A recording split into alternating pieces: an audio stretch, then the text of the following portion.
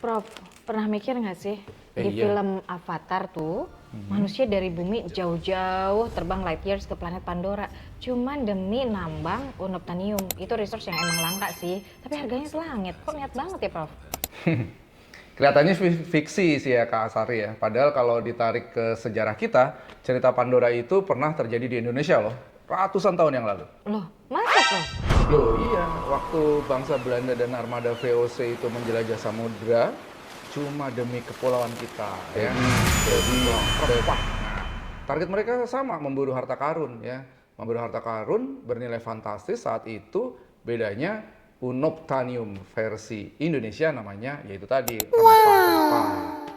Tapi di era modern sekarang Pandora itu ada di halaman belakang kita loh.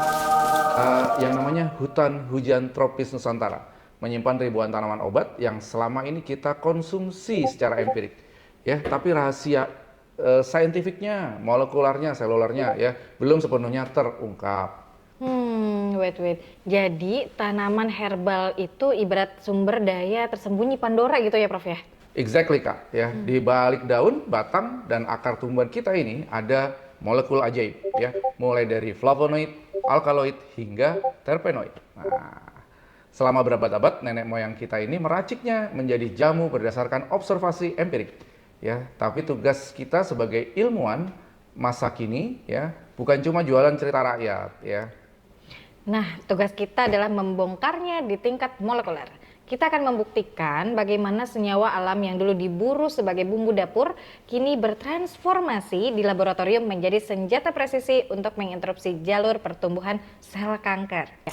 Assalamualaikum, halo rekan peneliti muda, kembali lagi bersama saya Astari Dan saya Anom. dalam course Uji Lab itu mudah, onkologi seluler molekuler berbasis riset. Sesi kali ini kita akan membahas bagaimana mengeksplorasi metabolit sekunder dari kekayaan hayati Indonesia dan mekanisme kerjanya dalam menghentikan kanker. Salah satu penyakit yang banyak sekali jumlahnya ya, termasuk di Indonesia.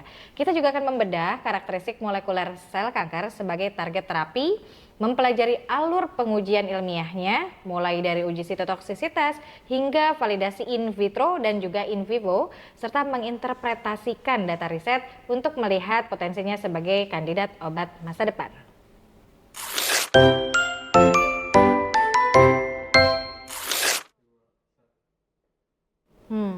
Prof, kalau kita lihat pengobatan kanker saat ini, tantangannya masih besar gitu ya, Prof ya. Iya, Mulai dari betul. sel yang kebal sama obat-obatan, efek samping yang juga merusak bukan hanya sel kanker tapi juga sel normal, sampai jenis kanker yang ternyata beda-beda sekali tiap pasien.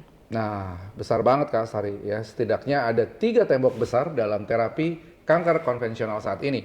Pertama, masalah efek samping dan toksisitas. Banyak obat kemoterapi itu ibarat bom ya. Sel kankernya diserang, tapi sel tubuh yang lain yang sehat nih ya, yang normal itu kena hantam juga gitu.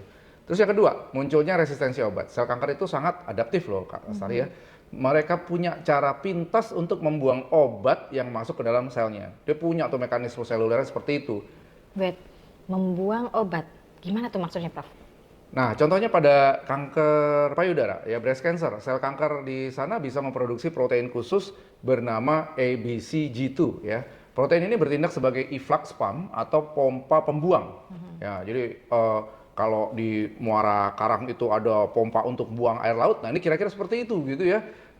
Begitu senyawa terapi masuk ke dalam sel kanker untuk membombastis gitu ya, protein ABCG2 ini bakal langsung memompa obat itu keluar dari sel. Hasilnya obat itu nggak sempat bekerja karena dibuang ya, dan sel kankernya tetap bertahan hidup. Walah, jadi sel kankernya secara aktif muntahin obatnya balik gitu ya, Prof ya. Betul. Terus tantangan ketiganya apa tuh, Prof? Nah, yang ketiga nih ya, kompleksitas molekuler ya, atau heterogenitas tumor.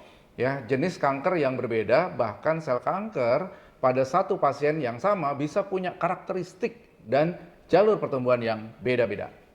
Berarti kalau gitu, kalau kita cuman ngandelin obat yang targetnya tunggal, sel kankernya bisa dengan mudah nyari jalan tikus. Betul. Sehingga terus malah pompa deh obatnya, gitu ya, Prof ya? Bingo, ya. Itu kenapa dunia medis sekarang gencar mencari molekul baru yang multi target. Molekul yang nggak cuma menyergap satu jalur, tapi bisa menghadang perkembangan sel kanker itu dari berbagai pintu ya, secara bersamaan sekaligus. Dan menariknya, solusi untuk mekanisme yang kompleks ini seringkali pada senyawa alam. Senyawa alam ya Prof ya. Berarti obat kemoterapi modern yang ada sekarang juga terinspirasi dari bahan alam kayak ini. Ya, betul. Bukan langsung, tapi juga bisa, ya. Tapi lebih banyak inspiring. Jadi bio-inspiring, alam menginspirasi para pembuat obat, ya, farmakologis untuk membuat itu, ya. Jadi bukan cuma terinspirasi ya, tapi memang berasal dari alam gitu ya. Obat populer seperti paclitaxel ya dan vincristine ya, itu bukti nyatanya. Berbeda sama obat sintetik yang umumnya didesain untuk satu jalur spesifik. Senyawa alam punya struktur kimia unik hasil evolusi biologis ya, jutaan tahun yang lalu. Makanya mereka bisa berinteraksi dengan banyak jalur sinyal seluler secara bersamaan. Oke, nah bentar deh Prof. Kalau obat sintetik itu dirancang pakai teknologi yang Betul. modern gitu ya, yang canggih di lab, kok malah kalah fleksibel sama tanaman yang cuma tumbuh di hutan gitu Prof? Ini ya, bedanya nih ya, obat buatan manusia dengan buatan alam nih Kak Astari ya. Obat sintetik konvensional itu umumnya dirancang dengan pendekatan single target ya. Ilmuwan bikin satu molekul spesifik untuk mengunci satu reseptor misalnya gitu ya, atau satu enzim atau satu protein aja gitu ya. Mirip dengan buat satu kunci untuk satu gembok ya. Tapi ingat, sel kanker itu punya ribuan gembok dan bisa diganti atau bisa mengganti kunci sendiri dia gitu. Menarik ya.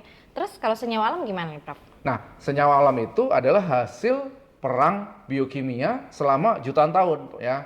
Maksudnya tanaman atau organisme ya bisa juga yang dari laut gitu ya. Kalau misalnya ya maupun dari laut maupun di hutan gitu ya, itu nggak bisa lari kalau diserang predator dong ya. Atau patogen ya, bakteri, jamur ya, atau juga bahkan ada misalnya climate change ya. Sekarang kan lagi umum sering cerita tentang climate change. Apa sih? Nah itu, bagaimana mereka bertahan, bagaimana mereka beradaptasi. Satu-satunya cara mereka bertahan hidup adalah dengan berevolusi, memproduksi metabolit sekunder. Itu salah satu jalan yang mereka lakukan. Melalui seleksi alam bertahap selama jutaan tahun, alam menyempurnakan struktur molekul yang sangat rumit. Punya gugus fungsi yang bervariasi, yang belum kita pelajari bahkan gitu ya. Kaku secara stereokimia dan sangat presisi. Jadi struktur kimia rumit itu diciptakan alam bukan buat hiasan, tapi justru buat senjata bertahan hidup gitu ya Prof? Betul sekali. Jadi untuk beradaptasi ya secara fisiologis, tingkah laku ya, karena dirancang oleh alam untuk menghadapi ancaman yang kompleks. Satu molekul senyawa alam bisa punya kemampuan untuk nempel nih ya di berbagai target seluler sekaligus Kak Afan. Obat populer seperti tadi ya, paclitaxel dan diisolasi dari kulit pohon Taxus brevifolia atau vincristine ya dari tapak dara. Tapak dara banyak nih di sekitar kita ya, di dekat selokan gitu ya. Itu yang nama latinnya Catharanthus roseus. Itu bukti nyatanya mereka nggak cuma menghentikan pembelahan sel, tapi juga mengacaukan susunan mikrotubulus.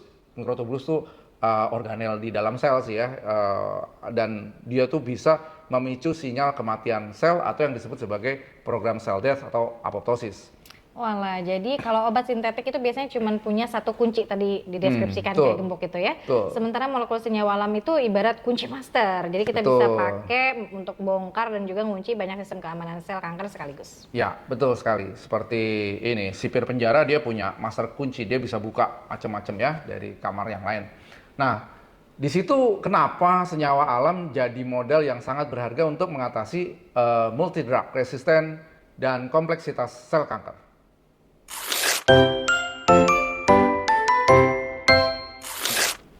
Dari tadi kita ngomongin tentang senyawa alam, tapi mungkin rekan-rekan peneliti belum tahu nih definisi senyawa alam itu apa.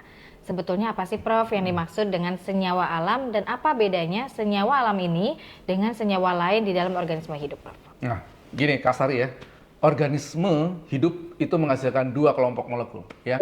Jadi yang utama disebut sebagai metabolit primer dan itu berfungsi sebagai metabolit untuk bertahan hidup ya.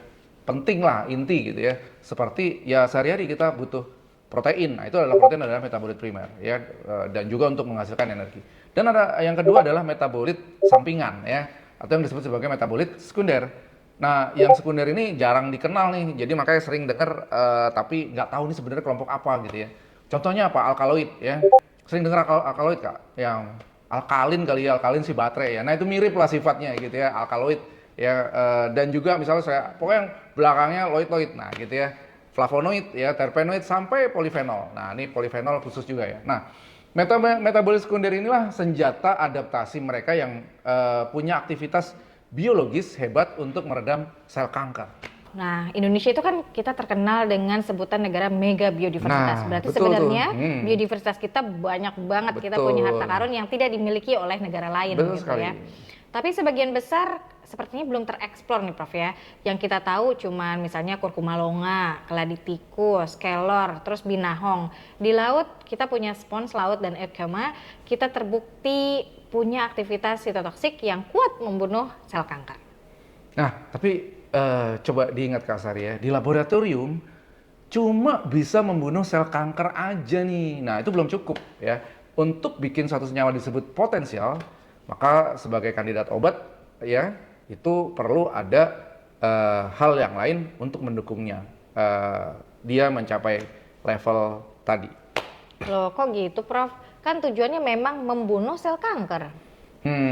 Kalau cuma sekedar mematikan sel, ya apa ya, racun, serangga, ya, deterjen, ya, itu juga bisa membunuh sel kanker gitu ya. Di cawan Petri itu bahkan ya ditetesi misalnya pelarut yang terlalu banyak, dia juga akan mati. Tapi kan itu nggak bisa jadi obat atau juga kita nggak bisa langsung minum seperti itu gitu ya. Yang kita cari bukan cuma kemampuan membunuh secara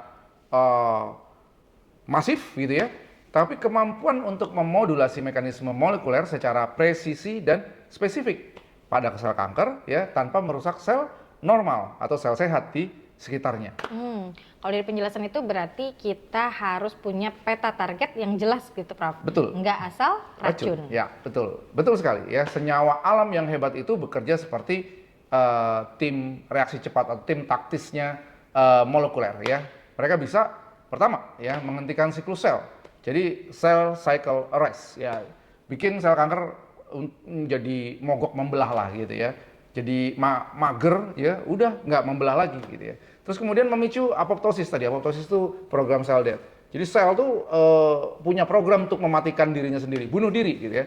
Jadi program bunuh dirinya dari sel itu dipicu lagi ya. Jadi yang di sel kanker itu di awal tadi sebenarnya udah di switch off kan ya.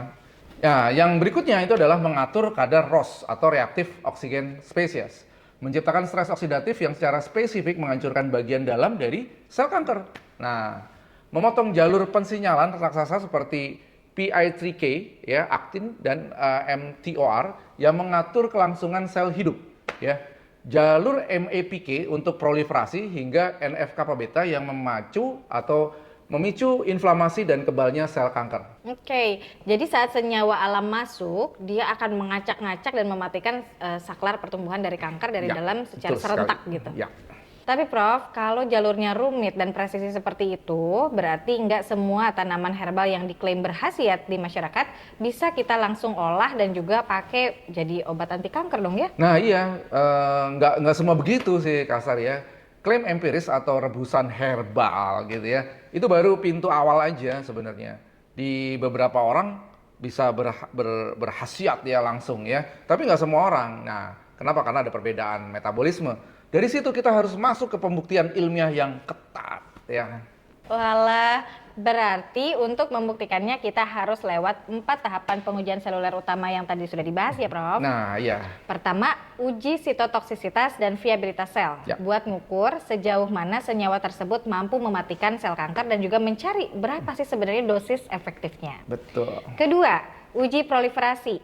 Hal ini penting buat mastiin kalau senyawa ini benar-benar bisa ngerem laju penggandaan sel kanker dari waktu ke waktu. Ketiga adalah uji selektivitas. Nah, yang ini nggak kalah penting.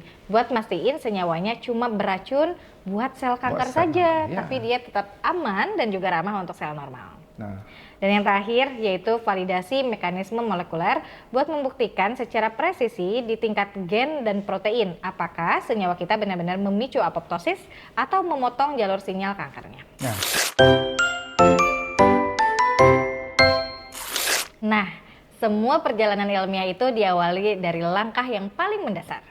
Di video selanjutnya, kita bakal bongkar bareng-bareng bagaimana langkah pertamanya dilakukan di laboratorium, yaitu uji sitotoksisitas dan viabilitas sel untuk menilai potensi awal kandidat obat anti kanker kita. Penasaran gimana caranya? Yuk lanjut ke video berikutnya. Rekan peneliti muda, sampai jumpa dalam course Uji Lab itu mudah. Onkologi, seluler, dan molekuler berbasis riset. Dah.